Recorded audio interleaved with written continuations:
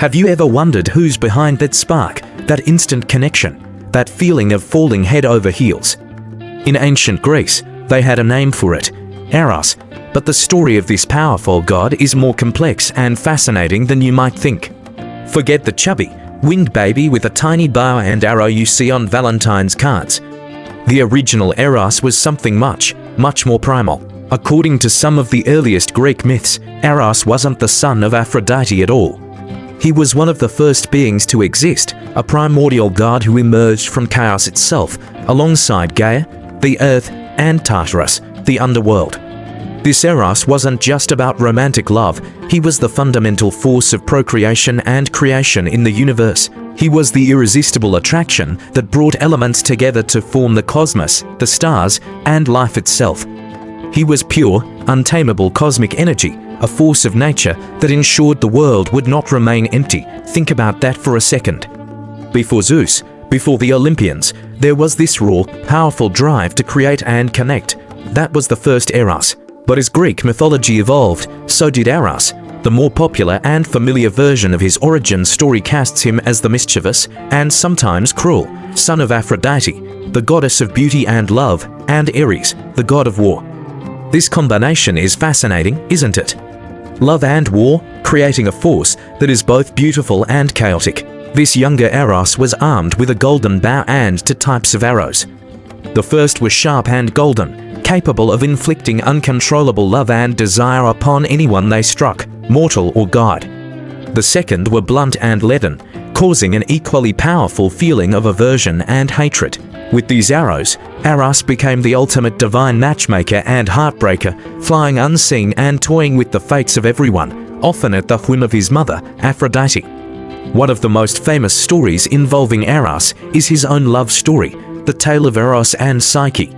Psyche was a mortal princess of such incredible beauty that people began to worship her instead of Aphrodite. Naturally, Aphrodite was furious with jealousy.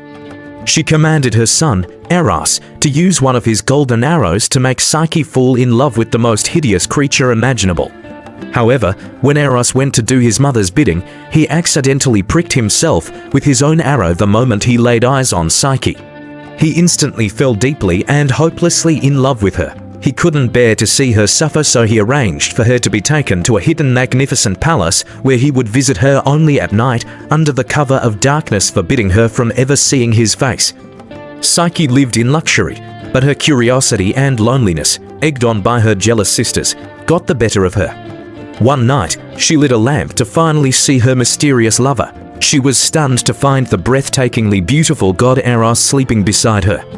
But in her shock, a drop of hot oil from the lamp fell onto his shoulder, waking him. Feeling betrayed, Eros flew away, leaving a heartbroken Psyche alone. To win him back, Psyche had to endure a series of impossible tasks set by a still vengeful Aphrodite. She sorted a mountain of mixed grains, gathered golden fleece from dangerous rams, and even journeyed to the underworld.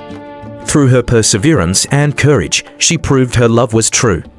In the end, Eros, who still loved her deeply, forgave her and appealed to Zeus himself.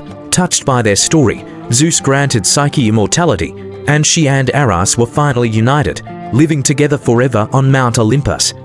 Their story is a powerful allegory for the soul's journey to find true, divine love. The imprint of Eros on our world is undeniable. His name is the very root of the word erotic, representing passionate desire, but his influence goes deeper. The two versions of Eros represent the dual nature of love itself, the profound, cosmic force that binds the universe, and the personal, often chaotic, emotion that can bring us immense joy or unbearable pain. He reminds us that love is not just a gentle feeling, it's a powerful, transformative force. From primordial creator to divine archer, Eros embodies the irresistible pull that drives life, art, and the very human heart. So, the next time you feel that spark, remember the ancient god who started it all. If you enjoyed this journey into Greek mythology, don't forget to like, subscribe, and hit that notification bell for more stories from the ancient world. Thanks for watching, and see you next time.